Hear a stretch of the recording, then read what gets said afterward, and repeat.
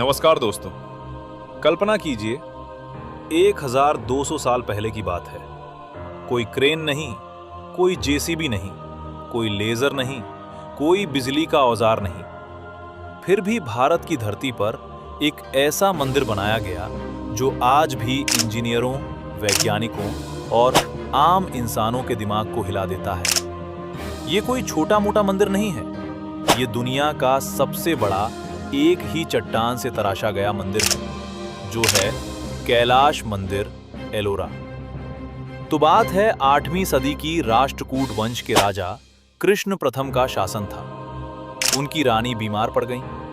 रानी ने भगवान शिव से प्रार्थना की, हे भोलेनाथ, मेरे पति को ठीक कर दो। मैं व्रत रखूंगी जब तक मंदिर का शिखर ना देख लूं। राजा ने सोचा कि सामान्य तरीके से मंदिर बनाने में तो सालों लग जाएंगे, लेकिन एक दिन एक शिल्पकार उनके पास आया और बोला, महाराज, हम नीचे से ऊपर नहीं बनाएंगे, हम ऊपर से नीचे तराशेंगे। और बस यहीं से शुरू हुआ वो असंभव काम। एक विशाल बसाल्ट की चट्टान जो इतनी कठोर है कि आज भी स्टील को चुनौती देती है। 3 तरफ से 100 फीट से ज्यादा गहरी खाइयां खोदी गईं। बीच में एक विशाल चट्टान अलग हो गई। फिर शुरू हुआ ऊपर से काटना, परत दर परत, धीरे धीरे, छेनी और हथौड़े से। कुल मिलाकर 4 लाख टन से ज्यादा चट्टान हटाई गई। सोचिए, 2 एम्पायर स्टेट बिल्डिंग जितना वजन। इतना सारा मलबा कहां गया? आज तक कोई बड़ा ढेर नहीं मिला। क्या इसे दूर दूर तक ले जाकर फेंका गया? क्या नदियों में बहा दिया गया? या फिर कोई और राज छिपा है? और सबसे हैरानी की बात, ये सब सिर्फ 18-20 साल में हो गया। 7000 मजदूर दिन रात काम करते रहे, सिर्फ छेनी, हथौड़ा और मानवीय इच्छा शक्ति से। क्या ये सच में सिर्फ इंसानों ने किया, या इसमें कुछ और था? मंदिर का आकार देखिए, लंबाई 276 फीट, चौड़ाई 154 फीट, ऊंचाई 107 फीट। पार्थेनन से 2 गुना क्षेत्रफल। मुख्य विमान 96 फीट ऊंचा। चारों तरफ रामायण महाभारत के दृश्य जीवंत हो उठे हैं। रावण का लंका पर हमला, नटराज की तांडव लीला, अप्सराएं नाचती हुई। हाथी ऐसे बने हैं कि लगता है अभी चल पड़ेंगे। पिलर एकदम सीधे, मिलीमीटर का फर्क नहीं। और सबसे कमाल, उड़ते हुए पुल बिना किसी सहारे के। ये सब कैसे बना? कुछ लोग कहते हैं कि प्राचीन भारतीयों को गोल्डन रेशियो का गहरा ज्ञान था।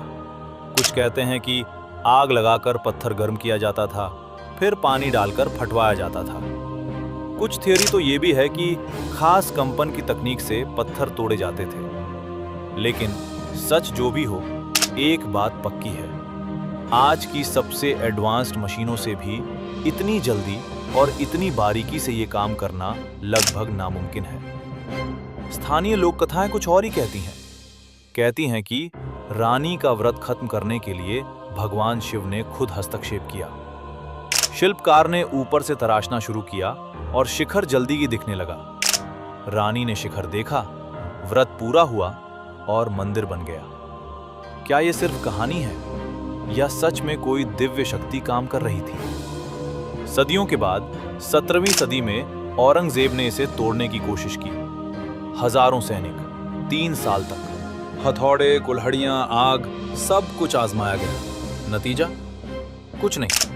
मूर्तियां खराब हुई, लेकिन मंदिर अडिग खड़ा रहा। चट्टान इतनी मजबूत थी कि आखिरकार वे हार गए। आज भी मंदिर के नीचे गुप्त सुरंगें हैं, कई कक्ष सील हैं। 2018 में ग्राउंड पेनिट्रेटिंग रडार से खाली जगह मिली। वहां क्या है? खजाना, शिव के दिव्य अस्त्र, या फिर कुछ और? कुछ लोग कहते हैं कि यहाँ की ऊर्जा अलग है। यहाँ खड़े होकर कुछ अलग महसूस होता है, जैसे कोई अदृश्य शक्ति बह रही है। कैलाश मंदिर सिर्फ पत्थरों का ढांचा नहीं है, ये हमारी पूर्वजों की भक्ति, उनकी प्रतिभा और उनके साहस का जीता जागता प्रमाण है। ये हमें बताता है कि जब इरादा पक्का हो, जब विश्वास हो, तो असंभव भी संभव हो जाता है। अगली बार जब आप एलोरा जाएं, मंदिर के सामने खड़े होकर एक बार खुद से पूछिएगा, अगर वे बिना किसी मशीन के इतना कर सके, तो हम आज क्या नहीं कर सकते। जय शिव शंभू। अगर ये कहानी आपको छू गई तो इसे अपने दोस्तों तक जरूर पहुंचाइए। और अगली बार फिर मिलते हैं किसी नए रहस्य के साथ। तब तक के लिए जय भोलेनाथ।